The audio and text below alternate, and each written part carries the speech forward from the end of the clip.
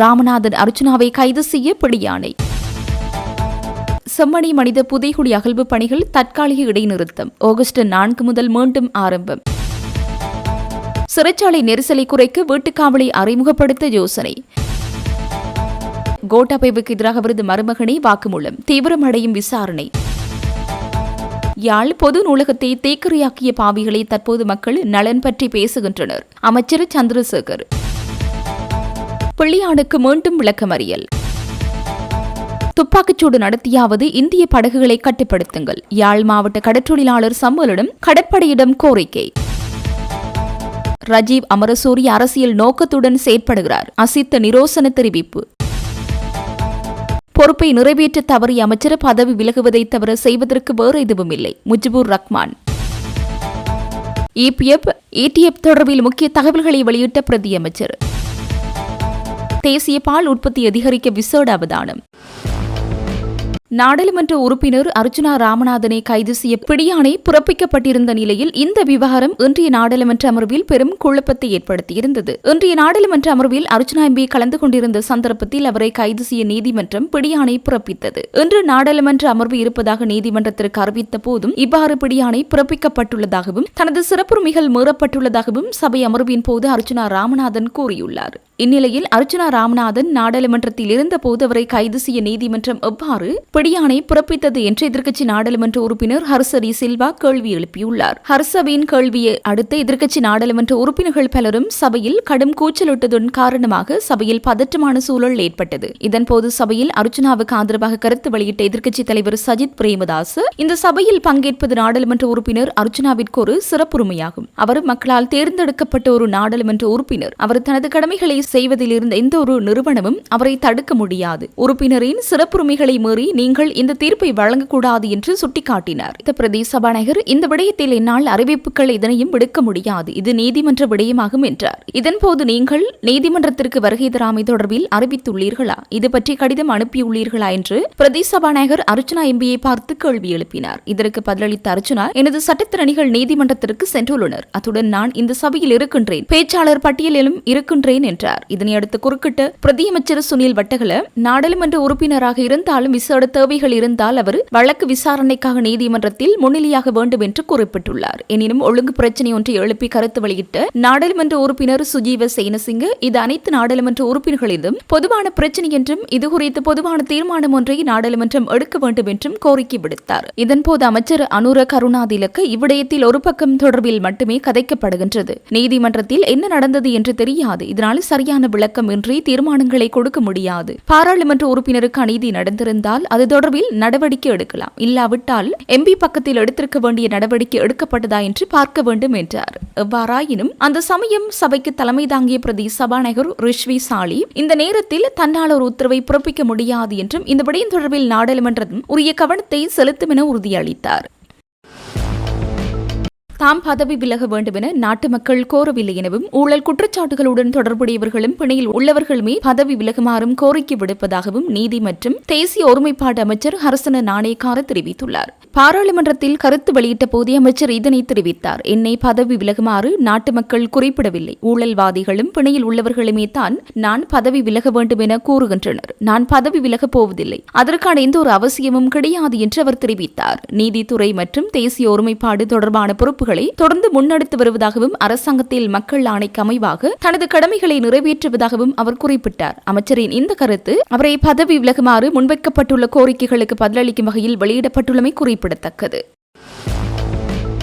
இலங்கையின் சிறைச்சாலைகளில் தங்கியிருக்கக்கூடிய கொள்ளளவை விட 4 மடங்கு அதிகமான கைதிகள் அங்குள்ளதாக நீதி மற்றும் தேசிய ஒருமைப்பாட்டு அமைச்சர் சட்டத்திரணி ஹர்சன நாணயக்கார தெரிவித்துள்ளார். பூகொடை புதிய நீதிமன்ற வளாகத்தை திறந்து வைக்கும் நிகழ்வில் பிரதான விருந்தினராக இன்று முற்பகல் கலந்து கொண்டு உரையாற்றிய புதிய அமைச்சர் இதனை தெரிவித்தார். இதற்கமைய தற்போது 10,375 பேரை தங்க வைக்கக்கூடிய சிறைச்சாலைகளில் அதைப்போல் 4 மடங்கு அதிகமானோர் தடுத்து வைக்கப்பட்டுள்ளதாக அவர் சுட்டிக்காட்டினார். இக்காரணங்களால் சில குழுக்கள் பல்வேறு பிரச்சினைகளை உருவாக்குவது உருவாகுவதாகவும் அண்மையில் நீர்கொழும்பு சிறைச்சாலை சம்பவம் இதற்கு சிறந்த உதாரணம் என்றும் அவர் வலியுறுத்தினார். இவ்வாறான சம்பவங்கள் எதிர்கொள்வதற்கு தேவையான நடவடிக்கைகள் ஏற்கனவே எடுக்கப்பட்டுள்ளன. அரசு ரசாயன பகுப்பாய்வாளர் அறிக்கைகள் வெளியாவதில் ஏற்படும் தாமதம் சிறைச்சாலை நெரிசலுக்கு கடுமையான பாதிப்பு ஏற்படுத்துவதால் திணைக்களத்தின் திறனை அதிகரிப்பதற்கு தேவையான மனிதவளம் உள்ளிட்ட வசதிகளை வழங்கி அந்நிறுவனத்தை பலப்படுத்துவதற்கு அரசாங்கம் நடவடிக்கை எடுத்து வருவதாக அமைச்சர் சுட்டிக்காட்டினார். அதேபோன்று சிறைச்சாலை திணைக்களத்தின் அதிகாரிகளுக்கு உள்ள பிரச்சினைகள் மற்றும் தேவையான வசதிகளை வழங்குவதற்கும் அரசாங்கம் தற்போது தலையிட்டு வருகிறது. சிறைச்சாலை நெரிசலை குறைப்பதற்கு தேவையான சட்ட திருத்தங்கள் மற்றும் வீட்டுக்காவல் போன்ற தொழில்நுட்ப முறைகளை அறிமுகப்படுத்துவதற்கும் நடவடிக்கைகள் மேற்கொள்ளப்பட்டு வருவதாக அவர் தெரிவித்துள்ளார். செம்மணி மனித புதைகுழி அகழ்வு பணிகள் தற்காலிகமாக இன்று நிறுத்தப்பட்டு மீண்டும் ஆகஸ்ட் 4ஆம் தேதி ஆரம்பிக்கப்படும். செம்மணி மனித புதைகுழியின் 3ஆம் கட்டத்தின் 42ஆம் நாள் அகழ்வு பணிகள் நேற்று நடைபெற்றது. இதன்போது இன்றைய தினம் ஒரு மனித எலும்புக்கூடு இன்று அடையாளம் காணப்பட்டுள்ளது. அதேவேளை ஏற்கனவே அடையாளம் காணப்பட்டதில் 15 மனித எலும்புக்கூடுகள் அகழ்ந்தெடுக்கப்பட்டுள்ளது. அதன் அடிப்படையில் செம்மணி புதைகுழியில் 1ஆம் 2ஆம் மற்றும் 3ஆம் கட்டம் என இதுவரையில் 96 நாட்கள் அகழ்வு பணிகள் முன்னெடுக்கப்பட்ட நிலையில் 479 எலும்புக்கூடுகள் அடையாளம் காணப்பட்டுள்ள நிலையில் 479 எலும்புக்கூடுகள் முற்றாக அகழ்ந்தெடுக்கப்பட்டுள்ளன. சிறைச்சாலைகளில் 1357 வெற்றிடங்கள் 6 மாத காலத்திற்கும் அதிகமாக காணப்படுகிறது. இவ்வாறு இருக்கையில் சிறைச்சாலைகளின் வெற்றிடங்களை நிரப்பும் பொறுப்பு நீதி அமைச்சருக்கே இருக்கிறது. அதனை அமைச்சர் செய்ய தவறி இருக்கிறார். இந்தளவு வெற்றிடங்கள் காணப்படும் சிறைச்சாலை மாத்திரமல்ல, கோழிக்கூடு ஒன்றை கூட நிர்வகிக்க முடியாது. எனவே பொறுப்பை நிறைவேற்ற தவறிய அமைச்சர் பதவி விலகுவதை தவிர செய்வதற்கு வேறொன்றும் இல்லை என முஜிபுர் ரஹ்மான் தெரிவித்தார். பாராளுமன்றத்தில் இன்று இடம்பெற்ற நீதி அமைச்சருக்கு எதிரான நம்பிக்கையில்லா பிரேரணை மீதான விவாதத்தில் கலந்து கொண்டு உரையாற்றுகையிலேயே இவ்வாறு குறிப்பிட்டார். அங்கு அவர் மேலும் தெரிவிக்கையில், நீர்கொழும்பு சிறைச்சாலையில் இடம்பெற்ற சம்பவம் போன்ற சம்பவங்கள் சிறைச்சாலைகளில் கடந்த காலங்களிலும் இடம்பெற்றிருக்கின்றன, எதிர்காலங்களிலும் இடம்பெறும் என்பதை தெரிந்து கொண்டே தேசிய மக்கள் சக்தி அரசாங்கத்தின் கொள்கை பிரகடனத்தில் சிறைச்சாலைகளை சர்வதேச தரத்திற்கு கொண்டு வருவதாகவும் சிறைச்சாலை கைதிகள் மனிதாபிமானத்துடனும் சட்டத்தை மதிக்கும் வகையிலும் வழிநடத்தும் வகையில் மேற்கொள்வதாக தெரிவித்திருக்கிறது. அதனாலேயே சிறைச்சாலைக்கு பொறுப்பான அமைச்சர் நீர்கொழும்பு சிறைச்சாலை சம்பவத்தை அறிந்து கொண்டே அதனை தடுக்க தவறினார் என்ற குற்றச்சாட்டை நாங்கள் தெரிவிக்கின்றோம். அதனால் நம்பிக்கையில்லா பிரேரணை கொண்டுவர நேரிட்டது. அதே நேரம் சிறைச்சாலைகளில் அதிகமான வெற்றிடங்கள் காணப்படுகின்றன. ஒரு வருட காலமாகியும் சிறைச்சாலை ஆணையாளர் ஒருவர் நியமிக்கப்படாமல் இருக்கிறார். இவ்வாறு நிறைவேற்ற தரத்தில் சிறைச்சாலையில் 1357 வெற்றிடங்கள் 6 மாத காலத்திற்கும் அதிகமாக காணப்படுகிறது. இவ்வாறு இருக்கையில் சிறைச்சாலைகளின் வெற்றிடங்களை நிரப்பும் பொறுப்பு இந்த அமைச்சருக்கே இருக்கிறது. அதனை அமைச்சர் செய்ய தவறி இருக்கிறார். இந்தளவு வெற்றிடங்கள் காணப்படும் போது சிறைச்சாலை மாத்திரமல்ல, கோழிக்கூடு ஒன்றை கூட நிர்வகிக்க முடியாது. அதனாலே 5ஆம் தேதி இடம்பெற்ற சம்பவம் மறுநாளும் தொடர்ந்தது. தீர்மானம் மேற்கொள்ள யாரும் இல்லை. சரியான முகாமைத்துவம் இல்லாமையே நீர்கொழும்பு சிறைச்சாலை சம்பவம் இந்தளவு பாரதூரமான நிலைக்கு செல்ல காரணமாகும். அத்துடன் கடந்த 5ஆம் தேதி நீர்கொழும்பு சிறைச்சாலை மோதல் சம்பவம் இடம்பெற்றதுடன் அங்கிருந்து 12 வெளிநாட்டு சிறை கைதிகள் அங்கிருந்து இடமாற்றியுள்ளனர். அப்படியானால் சிறைச்சாலைக்குள் தொடர்ந்து மோதல் சம்பவம் இடம்பெறும் என்ற தகவல் அவர்களுக்கு கிடைத்திருக்க வேண்டும். அவ்வாறு மோதல் சம்பவம் இடம்பெற்று அதில் வெளிநாட்டு கைதிகள் பாதிக்கப்பட்டால் அரசாங்கத்திற்கு அந்த நாடுகளுக்கு பொறுப்பு சொல்ல வேண்டி வரும் என்ற காரணத்தினாலே அவர்களை இடமாற்ற நடவடிக்கை எடுக்கப்பட்டுள்ளது. அந்த கைதிகள் அனைவரும் இந்திய பிரஜைகள். இந்தியாவுக்கு பயந்து அவர்களை பாதுகாக்க நடவடிக்கை எடுத்தார்கள். எமது சிறை கைதிகளின் உயிர் தொடர்பில் அரசாங்கம் கண்டுகொள்ளவில்லை. மேலும் சிறைச்சாலையில் கண்ணீர் புகை இல்லாமல் இருந்துள்ளது. எவ்வாறு அது சாத்தியமாகும்? சிறைச்சாலைகளில் கண்ணீர் புகை இருந்திருந்தால் துப்பாக்கி பிரயோகம் நடத்தாமல் அதனை பயன்படுத்தி இருக்கலாம். ஆயுத களஞ்சியசாலை கண்ணீர் புகை இல்லாமல் இருந்தமை தொடர்பில் அமைச்சர் அதற்கு பொறுப்பு ஏற்றுக்கொள்ள வேண்டும். சிறைச்சாலையில் கொலை செய்யப்பட்ட அனைத்து சிறை கைதிகளும் குற்றவாளிகள் அல்ல, சந்தேக நபர்கள். அதேபோன்று மரணித்த அதிகாரிகள் அனைவரும் வெளிக்கடை சிறைச்சாலையில் இருந்து வந்தவர்கள். அவர்களை நீர்கொழும்பு சிறைக்கு செல்ல உத்தரவிட்டவர் ஜார்? ஆயுதங்கள் இல்லாமல் ஜார் இந்த அதிகாரிகள் 10 பேரையும் சிறைச்சாலைக்கு செல்லுமாறு தெரிவித்தவர்கள் ஜார்? பிரச்சனை ஒன்று இருப்பதை அறிந்து கொண்டே அவர்களை சிறைச்சாலைக்குள் செல்ல அனுமதித்திருக்கிறது. வரலாற்றில் ஒருபோதும் சிறைச்சாலை அதிகாரிகள் இவ்வாறு கொலை செய்யப்பட்டதில்லை. அதே நேரம் நீதியமைச்சர் அதிகாரிகளின் மரண வீட்டுக்கு சென்றார். அதனை நாங்கள் வரவேற்கின்றோம். ஆனால் ஏன் கைதிகளின் மரண வீட்டுக்கு அமைச்சர் செல்லவில்லை? அமைச்சர் நீதியாக செயற்படவில்லை என்பதை இதன் மூலம் தெளிவாகிறது. இதன் மூலம் நீர்கொழும்பு சிறைச்சாலை சம்பவத்தை தடுப்பதற்கு நீதியமைச்சர் தவறியுள்ளார். அதனாலே அவரை பதவி விலகி விசாரணைகளுக்கு ஒத்துழைக்குமாறு தெரிவிக்கிறோம் என்றார். நீதி மற்றும் தேசிய ஒருமைப்பாட்டு அமைச்சர் சட்டத்தரணி ஹர்சன நாணயக்காரவுக்கு எதிராக நாடாளுமன்றத்தில் சமர்ப்பிக்கப்பட்ட நம்பிக்கையில்லா பிரேரணை 116 மேலதிக வாக்குகள் வித்தியாசத்தில் தோற்கடிக்கப்பட்டுள்ளது. இப்பிரேரணைக்கு எதிராக 152 உறுப்பினர்கள் வாக்களித்த நிலையில் ஆதரவாக 36 வாக்குகள் மட்டுமே பதிவாகின. இதன் மூலம் அமைச்சர் ஹர்சன நாணயக்காரவுக்கு எதிராக முன்வைக்கப்பட்ட நம்பிக்கையில்லா பிரேரணை நாடாளுமன்றத்தில் நிராகரிக்கப்பட்டுள்ளது.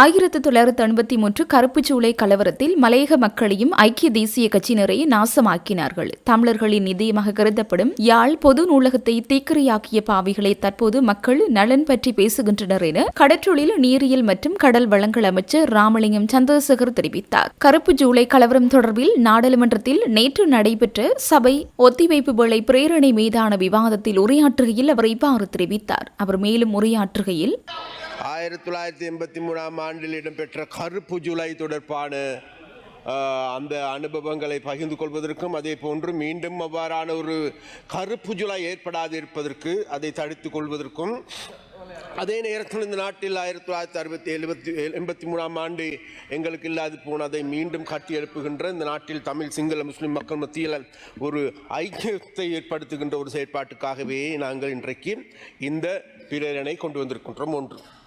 இரண்டாவதாக எங்களுக்கு எல்லோருக்கும் தெரியும், இன்றைக்கு எனக்கு முன்னர் பொழுது ரஞ்சித் பந்து பண்டார் அவர்களது அதாவது ஐக்கிய தேசிய கட்சியினுடைய செயலாளர் விசேடமாக இன்றைக்கு சஜித் அணியுடைய செயலாளராக இருக்கின்றவர் பெரிதாக பேசினார்கள்.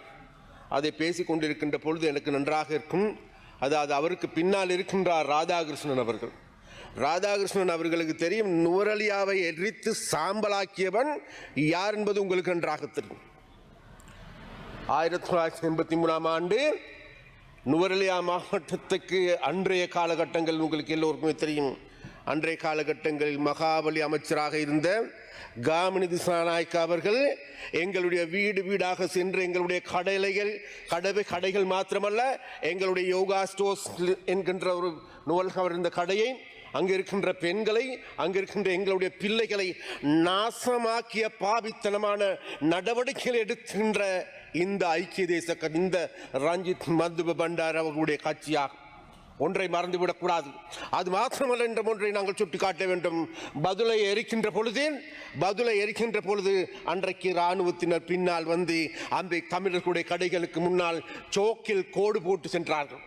பிறகு வந்த காடையர்கள், அந்த ஐக்கிய தேசிய கட்சியினர் காடையர்கள் அந்த கடைகளை தீ வைத்து கொளுத்தியது மாத்திரமல்ல, அங்கே இருக்கின்ற பச்சிலம் குழந்தைகளையும் கூட தீயில் போட்டு எரித்த பாவித்தனமான செயற்பாடுகளை முன்னெடுத்த பாவிகள் வேறு யாருமல்ல, கௌரவ உறுப்பினர்களை இந்த ஐக்கிய தேச கட்சியின் அன்றைய காடையர்களாகும். அது மாத்திரமா? இதற்கெல்லாம் முக்கியமான காரணம் என்ன?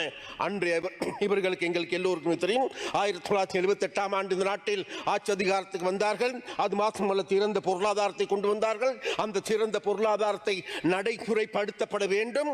அது மாத்திரமல்ல, அதன் கீழ் நாட்டில் வன்முறைகள் விசேடமாக 1978 ஆண்டு 79 ஆண்டு ரத்னபுர, பலங்குட, பெல்மதுல, பண்டாரவளை, அப்புத்தலை போன்ற பிரதேசங்களில் தோட்ட தொழிலாளர்களை ராதாகிருஷ்ணன் அவர்களுக்கு நன்றாக தெரியும். தோட்ட தொழிலாளர்களை, அவர்களை ஆடு மாடுகளை மாத்திரமல்ல அனைத்தையும் கொள்ளையடித்து நாசமாக்கிய பரம்பரையில் இருக்கின்றவர்கள் வேறு யாருமல்ல, அன்றைய ஐக்கிய தேசிய கட்சியினராகும்.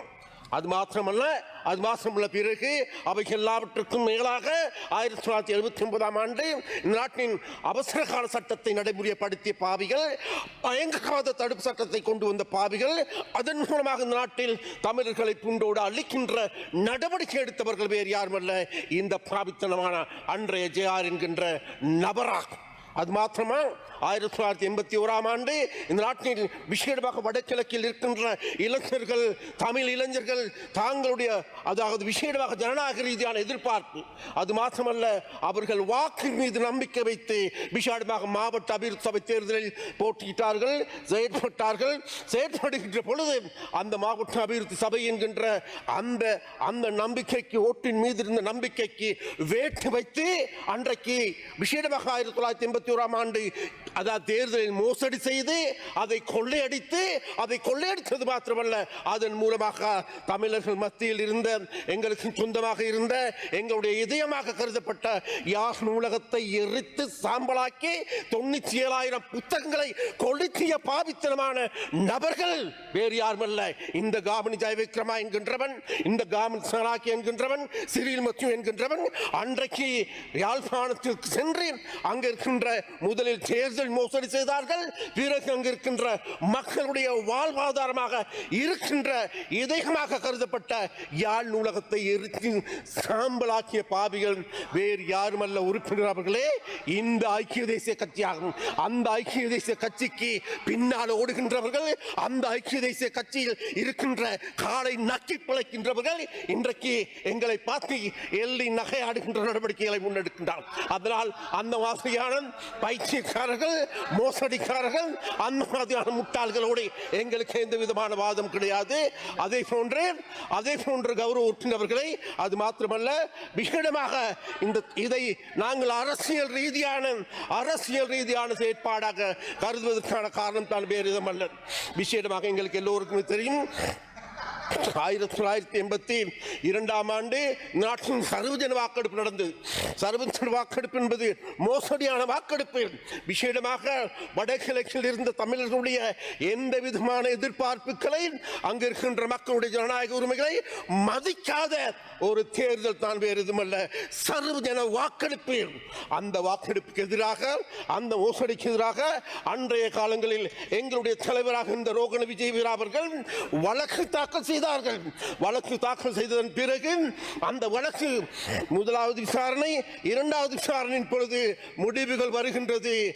ரோகண விஜயவீரா அவர்கள் எங்களுடைய பேரன்புக்குரிய தலைவரால் போடப்பட்ட வழக்கு வெற்றி பெறக்கூடிய வாய்ப்பு இருக்கின்றது. ஏனென்றால் வேறு எதுமல்ல, அவருடைய வழக்கு என்பது 83ஆம் ஆண்டு நடைபெற வேண்டிய பொது தேர்தல். அதற்கு பதிலாகத்தான் சர்வஜன வாக்கெடுப்பு நடைபெற்றது. அந்த வாக்கெடுப்பில், அந்த வழக்கில் அவர் வென்றிருந்தால் என்ன நடந்திருக்கும் வேறு எதுமல்ல, மீண்டும் ஜனநாயக ரீதியான தேர்தல் நடத்தப்பட்டிருக்க வேண்டும். அவ்வாறு தேர்தல் நடத்தப்பட்டிருந்தால் அன்றைக்கு எங்களுக்கு 2,73,000 வாக்குகள் எங்களுடைய ரோகண விஜயவீராவுக்கு ஜனாதிபதி தேர்தல், அந்த வாக்குகளே எங்களுக்கு கிடைத்திருந்தாலும் கூட எங்களுடைய பாராளுமன்ற உறுப்பினர்கள் 6 பேர் 9 பேருக்கு இடையில் அன்றைக்கும் கூட பாராளுமன்றத்துக்கு வந்திருப்பாங்க. அப்படி அவர்கள் வந்திருந்தால் அன்றைக்கு ஜெயாரால் முன்னெடுக்கப்படுகின்ற இந்த இனவாத, மதவாத, ஜனநாயக விரோத, அதிகத்தில் மக்களை கொள்ளையடிக்கின்ற இந்த பொருளாதாரத்துக்கு பாரிய பிரச்சனைகள் ஏற்பட்டிருக்கலாம். அதன் காரணமாகவே அந்த அன்றைய காலகட்டங்கள் 1983ஆம் ஆண்டு ஜூலை இனக்கலவரத்தை ஏற்படுத்திவிட்டு அதனூடாக எங்களுடைய கட்சியை தடை செய்வதற்கு பிரதானமான காரணம் வேறு எதுவுமல்ல, இந்த நிலைமைகளால். ஆகவே அன்றைய காலகட்டங்களிலும் இந்த ஐக்கிய தேசிய கட்சி என்பவர்கள், இந்த ரணில் விக்ரமசிங்காவிற்கு பின்னால் ஓடுகிறவர்கள் என்பவர்கள், இந்த சஜித் தனது அப்பனார் எடுத்துக்கொண்டால் பிரேமதாஸ் அவர்கள், இந்த பிரேமதாசாக்கள், இந்த காமிநாயக்கள், இந்த ஜெயார்கள் எல்லோருமே சேர்ந்து இந்த நாட்டில் இருந்த தமிழ் மக்களை பூண்டோடு அழிக்கின்ற, அதன் மூலமாக இந்த நாட்டில் கலவரத்தை ஏற்படுத்தி அதன் மூலமாக தாங்களுக்கு அரசியல் ரீதியாக ஏற்பட இருந்த ஆபத்தை தவிர்த்துக் கொள்வதற்காகவே அன்றைக்கு எங்களுடைய கட்சியான மக்கள் விடுதலை முன்னணியை தடை செய்தார்கள். அவ்வாறான தடை இருக்காவிட்டால், இன்னும் உங்களுக்கு 2 நிமிடங்கள் மாத்திரமே இருக்கின்றன, முடிக்கின்றேன். நிச்சயமாக அன்றைய காலகட்டங்களில் ஒரு பொது தேர்தல் இடம்பெற வாய்ப்பு இருந்தது. பொது தேர்தல் இடம்பெற்றிருக்குமாக இருந்தால் நிச்சயமாக இந்த கருப்பு ஜூலையும் கூட இடம்பெற்றிருக்கிறதுக்கு வாய்ப்பில்லை. அந்த வகையில் உறுப்பினர்களே, இந்த கருப்பு ஜூலை என்பது இந்த நாட்டில் விசேடமாக தமிழ் இளைஞர்களை இந்த ஆயுத போராட்டத்துக்கு தள்ளுகின்ற பாவித்தனமான நடவடிக்கையில் ஒரு குறியீடாகும். அதனால் இந்த கருப்பு ஜூலை என்கின்றோம். அது மாத்திரமல்ல, இந்த நாட்டில் தமிழ், சிங்கள, முஸ்லிம் மக்களை ஒரு கொடியின் கீழ் ஜெயாருக்கு கிடைத்தது 5/6 பெரும்பான்மை. அந்த பெரும்பான்மை பயன்படுத்தி இந்த நாட்டில் இருக்கின்ற மக்களை ஒன்று சேர்ப்பதற்கு பதிலாக தமிழ், சிங்கள, முஸ்லிம் மக்களை அதனை இன ரீதியாக, மத ரீதியாக ஒன்று சேர்ப்பதற்கு பதிலாக அந்த மக்களை நாசம் செய்கின்ற பாவித்தனமான நடவடிக்கைகளை எடுத்தவர்கள் வேறு யாருமல்ல, ஐக்கிய தேசிய கட்சியாகும். அந்த ஐக்கிய தேசிய கட்சி இன்றைக்கு பெரிசாக பேசுகின்ற நபர்களாக இருக்கின்றார். எது எவ்வாறான போதிலும் கௌரவ உறுப்பினர் அவர்களே, இந்த நிலைமையில் இருந்து எதிர்வரும் காலங்களிலே எமது நாட்டில் ஒரு கண்ணியமான சமுதாயத்தை உருவாக்குகின்ற செயற்பாடுகளை முன்னெடுக்கின்ற, நாட்டில் தமிழ், சிங்கள, முஸ்லிம் மக்களுடைய ஒற்றுமையை கட்டியெழுப்புகின்ற ஒரு அரசாங்கமாகவே தேசிய மக்கள் சக்தி அரசாங்கம் மலர்ந்திருக்கின்ற என்று கூறிக்கொண்டு விடைபெறுகின்றேன். நன்றி.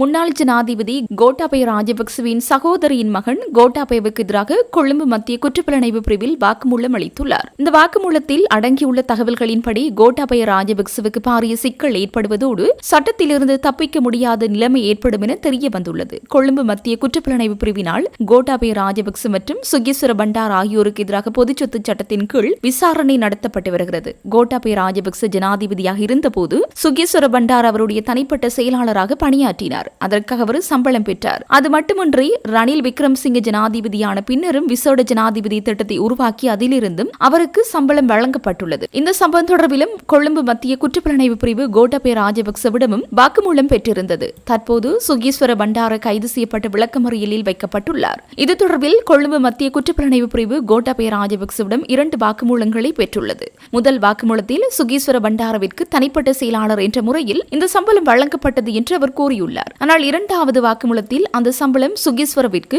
வழங்கப்படவில்லை என்றும் தவறுதலாக வேறொரு செயலாளருக்கு வழங்கப்பட்டது என்றும் கூறியுள்ளார். அவர் குறிப்பிட்ட அந்த செயலாளர் நந்தசேன மற்றும் மஹிந்த ஆகியோரின் இளைய சகோதரியான பிரீத்தி ராஜபக்சவின் மூத்த மகன் முன்னாள் கடற்படை அதிகாரியான மாலக சந்திரதாஸ். அவருடைய தந்தை வைத்தியர் லலித் பிரியலாளி சந்திரதாஸ். மாலக சந்திரதாஸ் கோட்டாபய ராஜபக்ச ஜனாதிபதியாக இருந்தபோது செயலாளராக பணியாற்றியதாகவும் அந்த சம்பளம் அவருக்குத்தான் கொடுக்கப்பட்டது என்றும் 2வது வாக்குமூலத்தில் கோட்டாபய தெரிவித்துள்ளார். முதலில் சுகேஸ்வர பண்டாரவிற்கு சம்பளம் கொடுத்ததாக சொல்கிறார். 2வது வாக்குமூலத்தில் இல்லை, அவருக்கு கொடுக்கவில்லை, தவறுதலாக எனது செயலாளராக இருந்த மாலக சந்திரதாசவிற்கு தான் கொடுத்தேன் என்கிறார். இதனைத் தொடர்ந்து கொழும்பு மத்திய குற்றப்புலனாய்வு பிரிவு மாலக சந்திரதாசவை அழைத்து விசாரணை நடத்தியுள்ளது. கடந்த ஜூலை மாதம் 16ஆம் தேதி இவர் விசாரணைக்கு அழைக்கப்பட்டதாக தெரிய வருகிறது. ஆனால் மாலக சந்திரதாச வாக்குமூலத்தில் இவ்வாறு தெரிவித்துள்ளார்.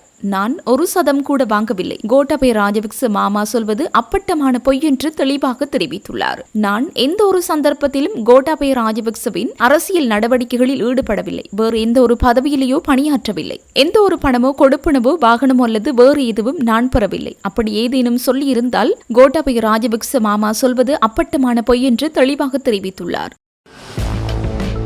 EPF மற்றும் ETF நிதியங்கள் உருவாக்கப்பட்டதன் பின்னர் கடந்த பல தசாப்த கால பகுதியில் எந்த ஒரு அரசாங்கமும் மேற்கொள்ளாத அளவிலான முறை சார்ந்த ஆய்வு ஒன்றை மேற்கொள்வதற்கு தற்போதைய அரசாங்கம் நடவடிக்கை எடுத்துள்ளதாக தொழிலாளர் பிரதியமைச்சர் மஹிந்த ஜெயசிங்க தெரிவித்துள்ளார். பாராளுமன்றத்தில் இன்று உரையாற்றிய பிரதியமைச்சர் நிதியங்களின் திறனை மேம்படுத்துவதற்கும் உறுப்பினர்களின் பலன்களை அதிகரிப்பதற்கும் தொழிலாளர் திணைக்களத்தின் ஊடாக பல புதிய நடவடிக்கைகள் ஏற்கனவே ஆரம்பிக்கப்பட்டுள்ளதாக குறிப்பிட்டார். தற்போதைய தரவு பதிவுகளின்படி ஊழியர் சேமலாப நிதியத்தில் பதிவாகியுள்ள மற்றும் பலன்களை பெறும் மொத்த உறுப்பினர்களின் எண்ணிக்கை 22.9 மில்லியன் ஆகும். அவர்களுள் மாதாந்த உறுப்பினர் சந்தா பணம் வைப்பு செய்யப்படும் செயலில் உள்ள கணக்குகளின் எண்ணிக்கை 3.1 மில்லியன் ஆகும். அத்துடன் ஊழியர் நம்பிக்கை பொறுப்பு நிதியத்தில் பதிவு செய்யப்பட்டுள்ள உறுப்பினர்களின் எண்ணிக்கை சுமார் 3 மில்லியன் ஆகும். 2025ஆம் ஆண்டின் இறுதி நிலவரப்படி ஊழியர் சேமலாப நிதியத்தின் சொத்து மதிப்பு 4.9 டிரில்லியன் ரூபாவாகவும் ஊழியர் நம்பிக்கை பொறுப்பு நிதியத்தின் சொத்து மதிப்பு 637.5 பில்லியன் ரூபாவாகவும் காணப்படுவதாக தொழிலாளர் பிரதியமைச்சர் மஹிந்த ஜெயசிங்க தெரிவித்தார்.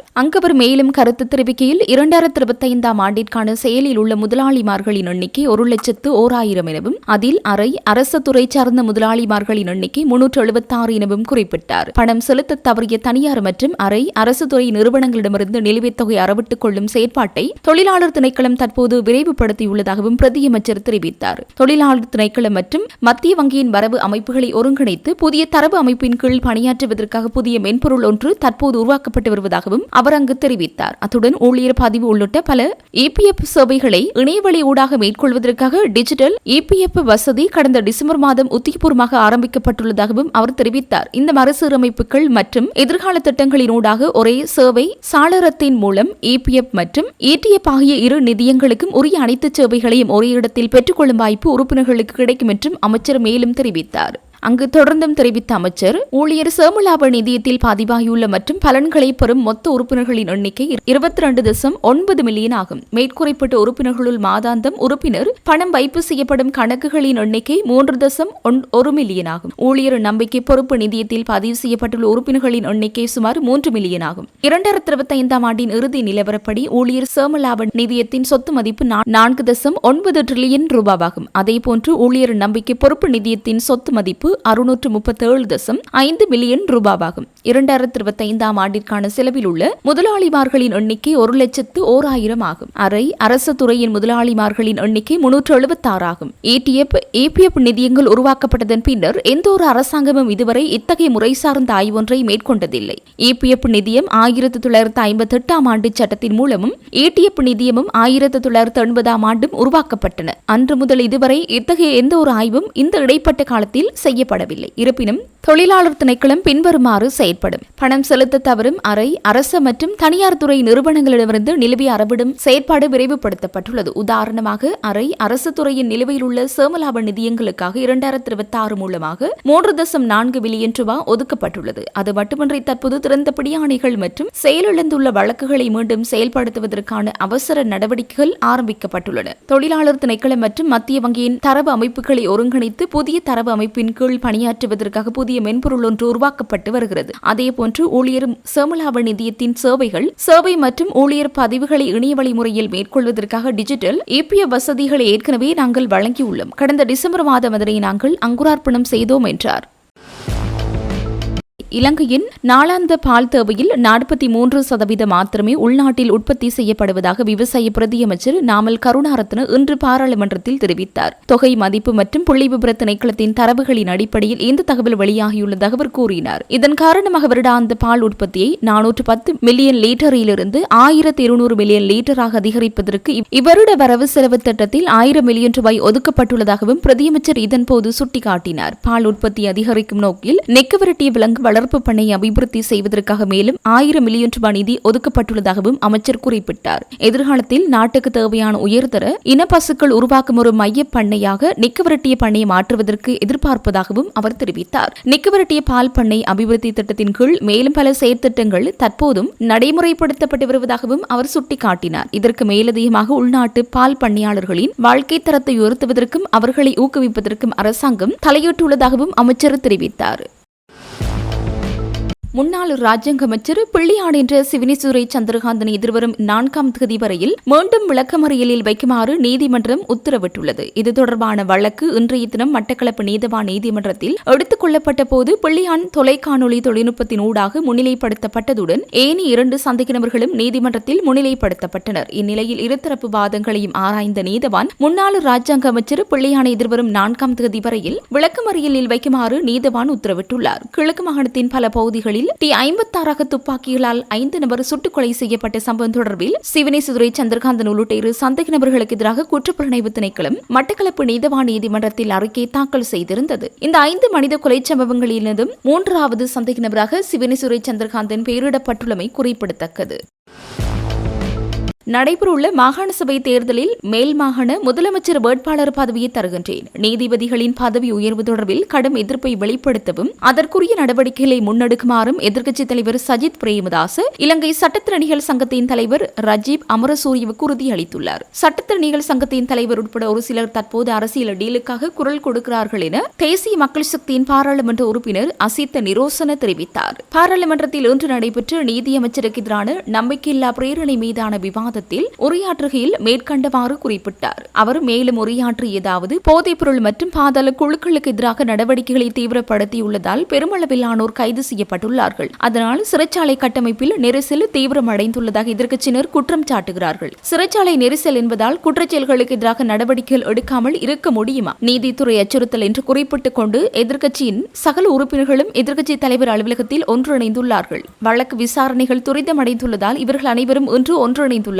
ஆனால் இவர்கள் கடந்த காலங்களில் நாட்டின் நலனுக்காக ஒன்றிணையவில்லை. நீதிபதிகளின் பதவிக்காலத்தை அதிகரிப்பதால் இவர்களுக்கு என்ன பிரச்சனை என்று தெரியவில்லை. நீதிமன்றத்தால் குற்றவாளிகள் ஆக்கப்பட்டவர்கள் அரசியலமைப்பு மீறல் குற்றவாளி என்று உயர் நீதிமன்றத்தில் அறிவிக்கப்பட்டவர்கள் என்று நீதித்துறை சுதந்திரம் பற்றி ஒன்றிணைந்து பேசுகிறார்கள். நீதிமன்ற கட்டமைப்பில் நிலுவையில் உள்ள வழக்கு விசாரணைகளை துரிதப்படுத்துவதற்காக நீதிபதிகளின் பதவிக்காலத்தை அதிகரிக்க வேண்டும் என்று முன்வைக்கப்பட்ட யோசனை குறித்து விரிவாக பரிசீலனை செய்து வருகின்ற பின்னணியில் இலங்கை சட்டத்திறனிகள் சங்கத்தின் தலைவர் உட்பட ஒரு சில தரப்பினர் போலியான நிலைப்பாட்டை ஏற்படுத்தி வருகிறார்கள். நடைபெறவுள்ள மாகாண சபை தேர்தலில் மேல் மாகாண முதலமைச்சர் வேட்பாளர் பதவியை தருகின்றேன். நீதிபதிகளின் பதவி உயர்வு தொடர்பில் கடும் எதிர்ப்பை வெளிப்படுத்தவும் அதற்குரிய நடவடிக்கைகளை முன்னெடுக்குமாறும் எதிர்க்கட்சித் தலைவர் சஜித் பிரேமதாஸ் இலங்கை சட்டத்திறனிகள் சங்கத்தின் தலைவர் ரஜீவ் அமரசூரியவுக்கு உறுதியளித்துள்ளார். மஹிந்த ராஜபக்ச குடும்பம் முன்னாள் பிரதம நீதியரசர் ஷிராணி பண்டாரநாயக்கவுக்கு எதிராக செயல்பட்ட போது அப்போதைய சட்டத்திறனிகள் சங்கம் உண்மைக்காக குரல் கொடுத்தது. 2022 ஆண்டு அறகலைய போராட்டத்து களத்துக்கு தாக்குதல் நடத்திய போது சட்டத்திறனிகள் சங்கம் நீதிக்காகவும் உரிமைக்காகவும் குரல் கொடுத்தது.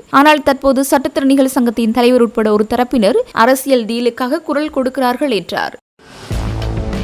வத்தல பள்ளியவத்த பகுதியில் அமைந்துள்ள வரவேற்பு மண்டபம் ஒன்றில் இடம்பெற்ற துப்பாக்கிச்சூட்டு சம்பவம் தொடர்பில் பல தகவல்களை போலீசார் தற்போது கண்டறிந்துள்ளனர். நேற்றிரவு 9:30 மணியளவில் இடம்பெற்ற துப்பாக்கிச்சூட்டை மட்டக்குழி மனோஜ் என்பவர் திட்டமிட்டிருக்கலாம் என போலீசார் சந்தேகிக்கின்றனர். போதைப் பொருள் வர்த்தகரான குடு ரோஷான் என்பவரை குறிவைத்தே இந்த துப்பாக்கிச்சூடு நடத்தப்பட்டுள்ளதாக தெரிவிக்கப்படுகிறது. குடு ரோஷானின் சகோதரனின் 3 வயது மகளின் பிறந்தநாள் விழா நேற்று மாலை நடத்தப்பட்டுள்ளதுடன் கொலைக்காக வந்த துப்பாக்கிதாரியும் அந்த விழாவிற்கு வந்த ஒருவரை போல நடித்து நடனமாடியவாறு வந்து பின்னர் துப்பாக்கிச்சூட்டை நடத்தியுள்ளதாக போலீசார் தெரிவிக்கின்றனர். இருப்பினும் குடு ரோஷான் அணிந்திருந்த ஆடைக்கு ஒத்த ஆடை அணிந்திருந்த மற்றொருவர் மீதே துப்பாக்கிச்சூடு நடாத்தப்பட்டுள்ளது. குடு ரோஷான் அந்த சமயத்தில் சிகரெட் புகைப்பதற்காக சென்றிருந்ததுடன் அவர் அவ்வாறு நடந்து செல்லும் விதம் வரவேற்பு மண்டபத்தில் இருந்த சிசிடிவி கேமராக்களில் பதிவாகியுள்ளது. துப்பாக்கிதாரியால் இருவரையும் சரியாக அடையாளம் காண முடியாத காரணத்தினால் துப்பாக்கிச்சூடு நடத்தப்பட்டிருக்கலாம் என போலீசார் சந்தேகிக்கின்றனர். இந்த துப்பாக்கி பிரயோகத்திற்கு இலக்கான நபர் குடு ரோஷானுடன் விழாவிற்கு வந்திருந்த ஒருவர் ஆவார். துப்பாக்கிச்சூட்டில் காயமடைந்த நபர் கொழும்பு தேசிய வைத்தியசாலையில் அனுமதிக்கப்பட்ட பின்னர் உயிரிழந்தார். உயிரிழந்தவர் பொருளை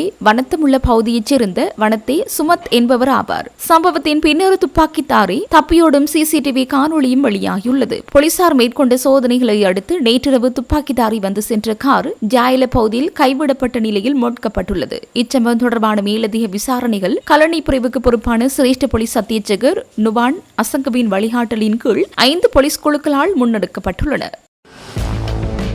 யாழ்ப்பாணம் ஊர்காவற்றுறை போலீஸ் பிரிவுக்குட்பட்ட சுருவில் மெலிஞ்சமுனை மயானத்திற்கு அண்மையில் இன்று சுமார் 600 கிலோகிராம் எடையுடைய கேரள கஞ்சா நீதிமன்ற உத்தரவின் பேரில் எரித்தளிக்கப்பட்டது. கடந்த காலங்களில் கடல் மார்க்கமாக நாட்டிற்குள் கடத்தப்பட்ட கேரள கஞ்சா பொதிகள் பல்வேறு சந்தர்ப்பங்களில் போலீசாரால் கைப்பற்றப்பட்டிருந்தன. அவை தொடர்பான வழக்குகள் ஊர்காவற்றுறை நீதிமன்றத்தில் விசாரணைக்கு உட்படுத்தப்பட்டு வழக்குகள் நிறைவடைந்ததை தொடர்ந்து குறித்த கஞ்சா பொதிகளை அழிக்க நீதிமன்றம் உத்தரவிட்டிருந்தது. இதன்படி இன்று முன்னெடுக்கப்பட்ட இந்த எரித்தளிப்பு நடவடிக்கை நீதிவான் நீதிமன்ற உத்தியோகத்தர்கள் போதைப் பொருள் தடுப்பு பிரிவு போலீசார் ஊர்காவற்றுறை போலீசார் கொழும்பிலிருந்து வருகை தந்த அதிகாரிகள் மற்றும் பொது சுகாதார பரிசோதகர்கள் ஆகியோரின் முன்னிலையில் மேற்கொள்ளப்பட்டது. போதைப் பொருள் கடத்தல் மற்றும் விநியோகத்தை கட்டுப்படுத்தும் நடவடிக்கையின் ஒரு பகுதியாக இந்த நடவடிக்கை முன்னெடுக்கப்பட்டதாக அதிகாரிகள் தெரிவித்தனர். எல்லை தாண்டி அத்துமீறும் தமிழக கடற்றொழிலாளர்களை துப்பாக்கிச்சூடு நடத்தியாவது கட்டுப்படுத்துமாறு யாழ் மாவட்ட கடற்றொழிலாளர் கூட்டுறவு சங்கங்களின் சமாசங்களின் சம்மேளன பொருளாளர் மகேஷ் கடற்படையினரிடம் பகிரங்க கோரிக்கை விடுத்துள்ளார். யாழ்ப்பாணத்தில் இன்று நடைபெற்ற ஊடகவியலாளர் சந்தீப் லியவர் மேற்கண்டவாறு தெரிவித்தார். இதுகுறித்து அவர் மேலும் தெரிவிக்கையில் தீபக பகுதிகளில் அண்மை காலமாக இந்திய இழுவை மடி படகுகளின் அட்டகாசம் மிக கடுமையாக அதிகரித்துள்ளது. இதனால் எமது பகுதி கடற்றொழிலாளர்களின் பெருந்தொகையான வலைகளும் வாழ்வாதார உபகரணங்களும் முற்றாக அளிக்கப்பட்டு வருகின்றன. நாங்கள் எத்தனையோ போராட்டங்களை நடத்தி பல மகஜர்களை கையளித்தும் சகல தரப்பினரிடம் முறையிட்டும் கூட இந்த சொல்லனா துயரம் இன்னும் முடிந்த பாடில்லை. தமிழகத்தில் முதலமைச்சர் விஜய் பொறுப்பேற்ற பின்னர் எல்லை தாண்டும் படகுகளுக்கு ஏதேனும் கட்டுப்பாடு வரும் என நாம் எதிர்பார்த்தோம். ஆனால் தற்போது மேலும் அதிகமான படகுகள் எமது கடல் எல்லைக்குள் அத்துமுறை நுழைகின்றன. அண்மையில் மன்னாரில் ஒரு படகை கடற்படையினர் கைது செய்துள்ளனர். ஆனால் அது எங்களுக்கு போதுமானதாகவோ திருப்தியாகவோ இல்லை. 1000 படகுகள் வரும் போதும் ஒரு படகை கைது செய்வதால் எந்த தீர்வும் கிடைக்கப் போவதில்லை. எனவே கடற்படையினரிடம் நாங்கள் கேட்பது என்னவென்றால் எந்த விதமான துப்பாக்கி பிரயோகத்தையாவது மேற்கொண்டு இந்த அத்துமீறும் படகுகளை கட்டுப்படுத்துவதற்கான நடவடிக்கைகளை எடுங்கள். தொடர்ந்து கேட்டுக்கொண்டும் கெஞ்சிக் கொண்டும் இருக்க முடியாது. இந்திய மீனவர்களுடனோ அல்லது இந்திய அரசாங்கத்துடனோ பேசுவதால் எங்களுக்கு எந்த நன்மையும் கிடைக்கப் போவதில்லை. அவர்கள் பேசியே எமது மக்களை ஏமாற்றி எங்களது கடல் வளங்களையும் சூறையாடி வருகிறார்கள். இதனால் இன்றைக்கு எமது கடற்றொழில் சமூகம் பெருந்துயரத்தை சந்தித்து நிற்கிறது. ஆகவே இதற்கு உடனடி கடுமையான நடவடிக்கை எடுக்குமாறு கடற்படைக்கும் ஜனாதிபதிக்கும் கோரிக்கை விடுக்கின்றோம். அவ்வாறு நடவடிக்கை எடுக்கும் பட்சத்தில் எமது 117 சங்கங்களும் சமாச சம்மேளனங்களும் கடற்படைக்கு என்றென்றும் நன்றியுடையவர்களாகவும் அவர்களுக்கு முழு ஒத்துழைப்பு வழங்குபவர்களாகவும் இருக்கும் என்று அவர் மேலும் குறிப்பிட்டார்.